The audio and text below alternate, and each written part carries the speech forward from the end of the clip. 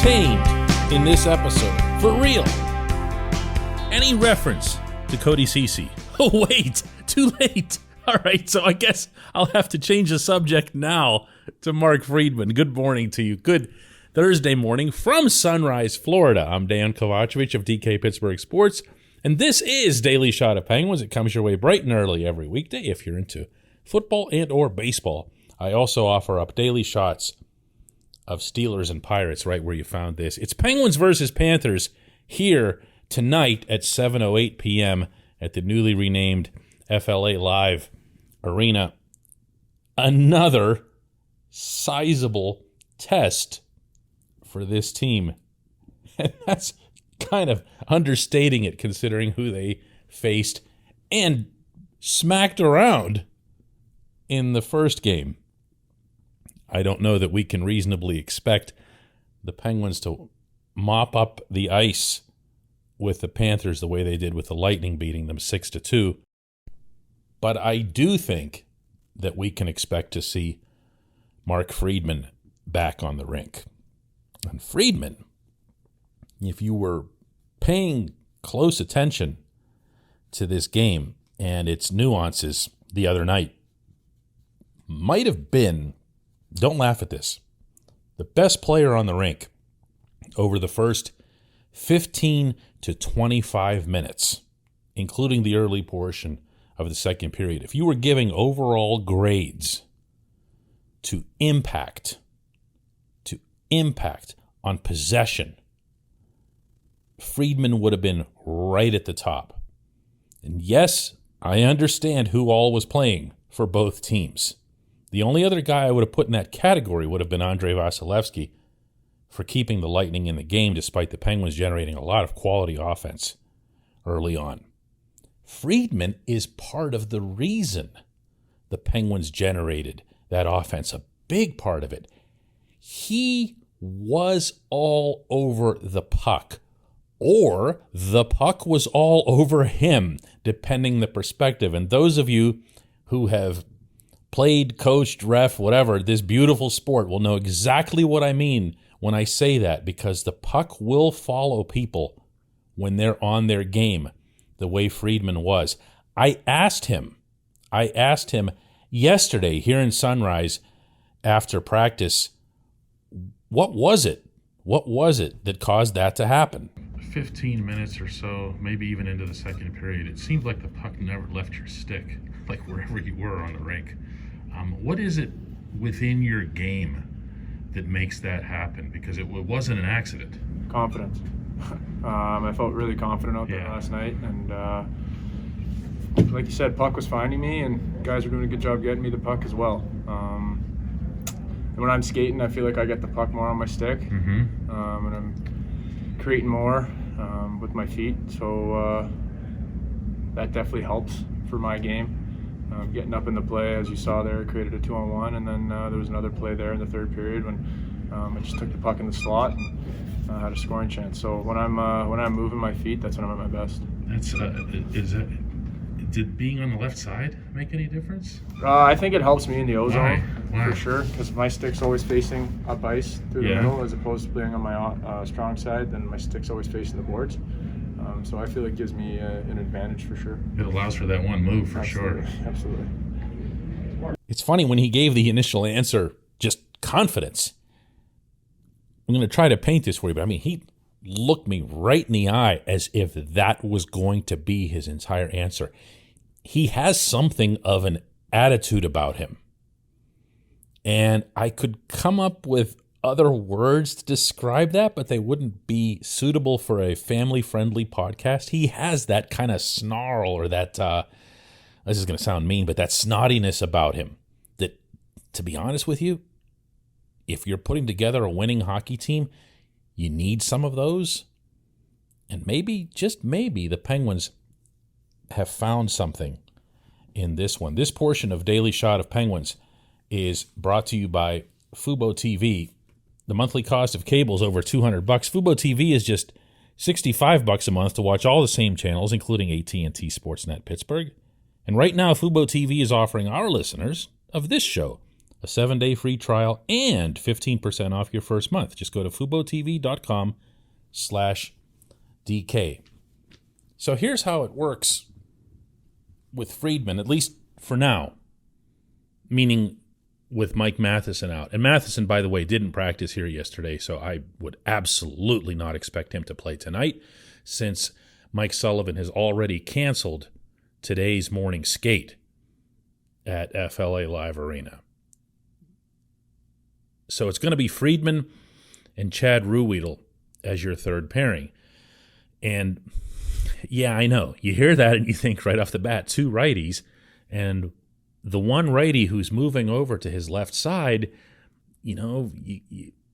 it's not a name that you're all that familiar with or comfortable with. But at the same time, if he's legitimately comfortable on the offside, and he's making plays like this hard forehand wrap clear that he had on a penalty kill in the second period that prompted Tristan Jarry to come skating out of his crease and give him a pat on the rump on the way back to the bench. If your mobility compensates for that, if your mobility isn't forcing you to turn your blade to the inside of the rink and try stupid breakouts up the middle, if you're able to do a little bit more by just taking a quick step, then it really doesn't matter. And believe me, I'm not sitting here suggesting that Mark Friedman is the answer, certainly not on the left side. In all likelihood, given what sounds like the not terribly serious nature of Matheson's injury, I would imagine this will all be reverting to some other form anyway, even as early as the home opener Saturday night against the Blackhawks.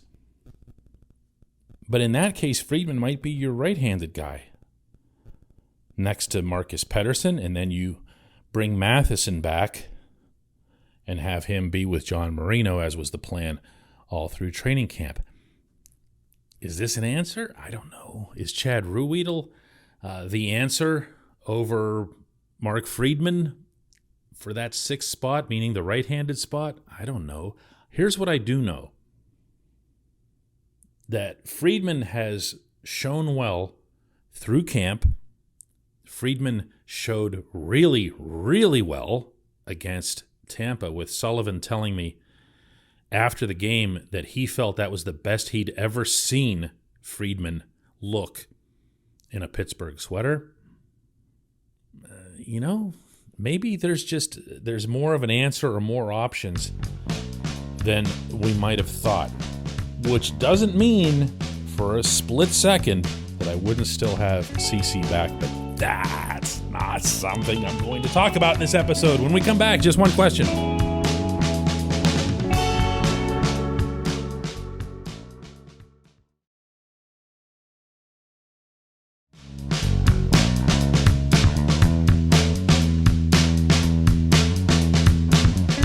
Welcome back. It's time for Just One Question, and that's brought to you always by the good people at the Greater Pittsburgh Community Food Bank, where they are committed to providing food for all of our neighbors in need across Western Pennsylvania, and they, in turn, need your help. Visit pittsburghfoodbank.org to find out how $1 from you can make 5 full meals for the needy. pittsburghfoodbank.org. Today's J1Q comes from Ben, and he actually sent a two-parter. And I'm going to read the first part, even though I'm not going to answer it since I just did, but just to hear the way he phrased it is funny. Hey, DK, is it okay to admit that I kind of like Mark Friedman if he ends up having a solid CC-esque season? To which would you think it would be most attributable, his own skills, Sullivan's system, or playing next to the distracting in a good way Matheson? That is good stuff. As if Ben knew what today's lead subject was going to be. Ben's bonus J1Q here is over-under on how many games like Tuesdays before the trade Gino crew appears. I'm surprised they haven't come out of hiding yet. I do believe, Ben, that you're going to see and sense some sensitivity from within the Penguins on this topic. Do you remember when the Penguins were like really taking off late last season, just before the Jeff Carter trade? And then, of course, Carter comes along and starts scoring 1 million goals, and it goes to another level. When Gino came back, and even after Gino was on the ice, you started getting these comments from him about, I know I need to do this, and I know I need to fit in, and everything else. You know what happened? He did. He did, even though we now know he had a knee injury that was going to require surgery. He was going that hard and that far out of his way, meaning from his normal style of play, to commit to what the Penguins were doing, that I have a feeling, maybe this is naive optimism on my part, but I have a feeling that maybe the trade Gino or bash Gino crew, when it comes to playing systematic hockey, might have been quieted at least a little bit, if not somewhat convinced. I've been maintaining, as it relates to Gino for the longest time, that there's nothing about his ability, nothing about his mindset, there's nothing about his want to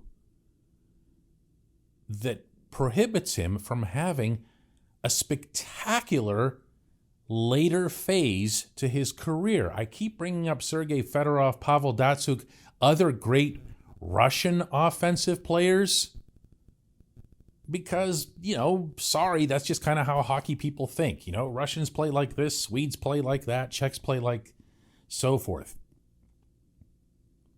I could very much see Malkin with his skill set that he's always had as a defensive forward, where he leads the team in takeaways year after year after year as a forward, that you could see him mature into a player who could very much be not just counted on in a system like this, but an enormous part of it. Now, we're obviously a ways off from this, but the next big step will be Sidney Crosby getting back on the ice. And again, I'm not going to sit here and question Sidney Crosby's 200-foot credentials when you are almost universally recognized as the best 200-foot player on the planet still. But he can have an impact on the rest of the team. He shows up, they think it's a little bit easier. They don't necessarily put forth the type of forechecking effort that they had Tuesday night.